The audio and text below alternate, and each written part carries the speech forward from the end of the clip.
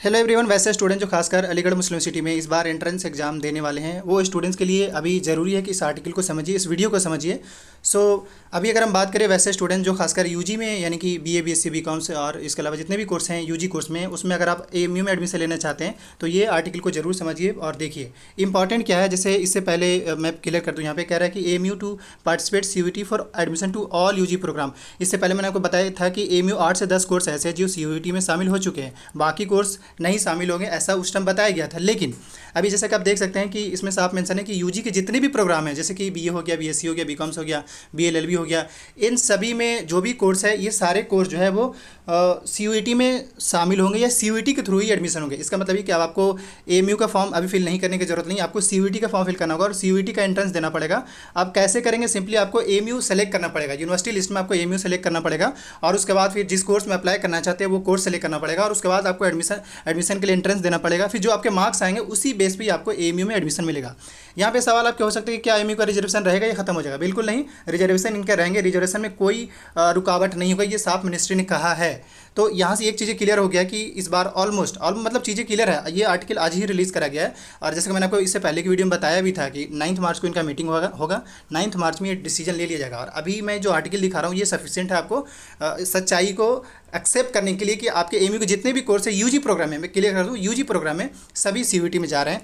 तो यहाँ पे जैसे कि अभी क्या हुआ था, अभी कुछ दिन पहले कह रहे हैं कि AMU has initially decided to maintain the status quo on the admission policy at the case in minority status is a sub judice. However, on 21st March, the Central made it mandatory for all Central University to take UG admission solely on the basis of CUET। इसका मतलब ये कि UGC ने साफ कहा था कि जितने भी यूनिवर्सिटीज़ में एडमिशन होंगे वो CUET के स्कोर के बेस पे होगा, बल्कि आप नॉर्मली जैसे यूनिवर्सिटी अपने एंट्रेंस लेती थी वैसे लेने की ज़रूरत नहीं। अब CUET का एंट्रेंस दीजिए और उसके मार्क्स के बेस पे आपको किसी भी यूनिवर्सिटी में आप एडमिशन ले सकते हैं, ऐसा बताया गया था। लेकिन इसमें भी कुछ और भी चीज़ें हैं जो मैं वीडियो में बताया भी हूँ कि हाँ भाई कैसे सपोज किसी यूनिवर्सिटी में लेना चाहते हो तो क्या क्या चीज़ें ध्यान देना होगा। तो ये चीज़ है, लेकिन यहाँ पे जो अब तक बातें था वो मैं आपको बताया। इसके नेक्स्ट यहाँ पे अगर देखेंगे तो यहाँ पे साफ कह रहा है, अगर आप नोटिस करेंगे, कह रहा है कि एएमयू ऑन सैटरडे यानी आज के दिन announce that it will adopt CUET for admission to all undergraduate course. All की बात हो रहा है, यानी कि सिर्फ 8 से 10 कोर्स की बात नहीं हो रहा, सभी कोर्स इनके सीयूईटी में शामिल हो रहे हैं।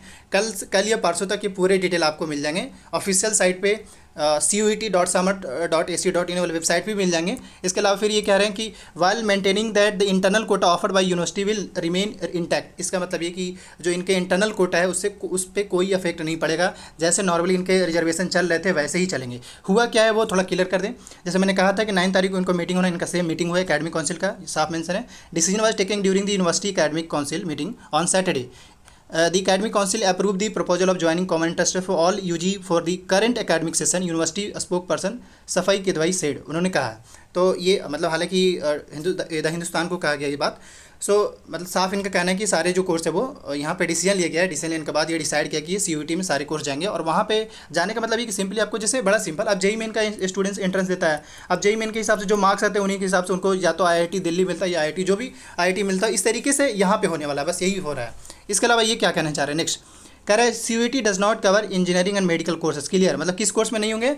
इंजीनियरिंग कोर्स जो है बीटेक वाला प्रोग्राम है या बीई वाला है या बीआर्क वाला है, उसमें सीयूईटी नहीं होगा, पहली चीज़। मेडिकल कोर्स में भी नहीं होगा, जैसे बीएससी आई थिंक नर्सिंग हो जाता है, और इसके अलावा बीडीएस का प्रोग्राम है उसमें भी जो है वो सीयूईटी शामिल नहीं होंगे, यानी सीयूईटी में वो नहीं जाएंगे। नॉर्मली जैसे एएमयू खुद का एंट्रेंस लेते थे या खुद जैसे एडमिशन लेते तो वैसे लेंगे। फिर से AMU had initially decided to maintain status, उन्होंने इनिशियली मेंटेन किया था, उन्होंने कहा था कि भाई ऐसा इस बार जो है 8 से 10 कोर्स ही रखते हैं, बाकी अगले साल से वो जैसा होगा। हालांकि अभी जामिया पे डिस्कस आना अभी बाकी है, हो सकता है जामिया का भी डिसीजन लिया जाए, क्योंकि जामिया का भी ऑलमोस्ट जाना तय है, जब एएमयू जा रहे हैं तो वो भी जाएंगे। क्लियर है। अब आगे कह रहे ministry of education on 15 March written a letter to vice chancellor Tariq Mansoor starting 10। ये इसके बारे में मैंने कहानी बता चुके हैं, ज़्यादा कुछ नहीं। मतलब वही कि पहले 15 फरवरी को इन्होंने पहले एप्लीकेशन लिखा था कि हम सीयूईटी में शामिल नहीं होना चाहते, लेकिन 21 मार्च को मिनिस्ट्री ने फिर से यूजीसी ने लेटर लिख के बोला था कि नहीं, आपको सिर्फ यूजी प्रोग्राम का जो है यूजी प्रोग्राम में आप सीयूईटी लीजिए, बाकी पीजी प्रोग्राम हो गया, स्कूल वाला हो गया, इसके अलावा इंजीनियरिंग का हो गया और इसके अलावा मेडिकल वाला हो गया, इन सभी कोर्स में जो आप खुद लीजिए, सिर्फ यूजी कोर्स में जितने भी कोर्स है उसका जो है एडमिशन की बात करें तो वो आप सीयूईटी के बेस पर रखिए, यही कहा गया था और यही फाइनल हुआ भी है। इसके बाद नेक्स्ट यहाँ से अब ये कह रहे हैं यहाँ पे कि वहाँ पे एमयू रिजर्व 50% जो है वो सीट्स रिजर्व कर रखते हैं अपने स्टूडेंट्स के लिए, तो वो जैसे है वैसे ही रहेगा। फिर ये कह रहे हैं कि AMU public relation officer PRO Umar Pirzada said that academic council has decided university provision for admission including internal reservation, vice chancellor nomination to various category and admission to students bridge course madaris will remain unaffected।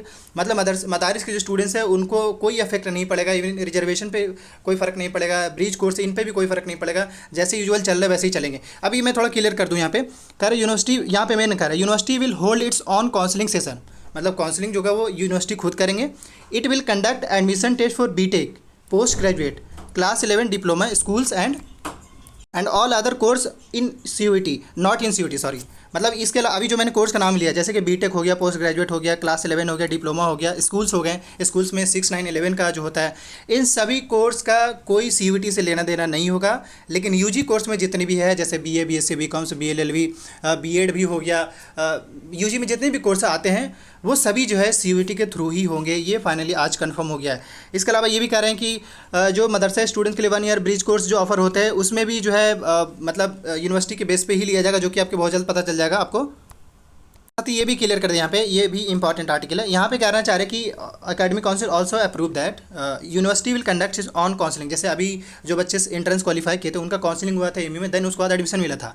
तो MU भी कह रही है कि जो भी बच्चे CUET में स्कोर लाएंगे हम पहले काउंसलिंग करेंगे। काउंसलिंग में सिंपल आपको एक डेट मिलेगी, यहाँ भी आप फॉर्म फिल करिए। फॉर्म फिल करने में कुछ नहीं, आपका एप्लीकेशन नंबर लिया जाएगा, मतलब एमयू आपका एप्लीकेशन नंबर लेंगे और आपके मार्क्स लेंगे कि यहाँ पे आपका कितना CUET में स्कोर आया, उस बेस पे फिर आगे ये करेंगे UG admission for CUET qualified candidates of मदारी institution recognized by AMU as per procedure will be eligible to take admission on the basis of CUET score। यानी जो भी मदारिस के स्टूडेंट्स हैं, मदरसा के स्टूडेंट्स हैं, वो भी एडमिशन ले सकते हैं। जो एलिजिबिलिटी क्राइटेरिया उनको बताया गया उस हिसाब से एमयू जो अपना फॉर्म जो रिलीज़ कर गई फाइनल CUET का जो स्टेप कह लिया CUET में कैसे क्या क्या होगा उसको रिलीज कर, उसमें मेंशन रहेगा कि मदारिस के स्टूडेंट्स भी यूजी प्रोग्राम में एडमिशन ले सकते हैं। ये भी कह रहे हैं कि if they fulfil laid down eligibility condition in the guide to admission of AMU and students who have graduated the AMU will be also be take admission on the basis of CUET score if they fulfill laid down eligibility condition of AMU। मतलब ये कि simply जो उनका eligibility criteria है, चाहे वो मदरसा के students हो या ब्रिज कोर्स के स्टूडेंट्स हो, अगर फुलफिल करेंगे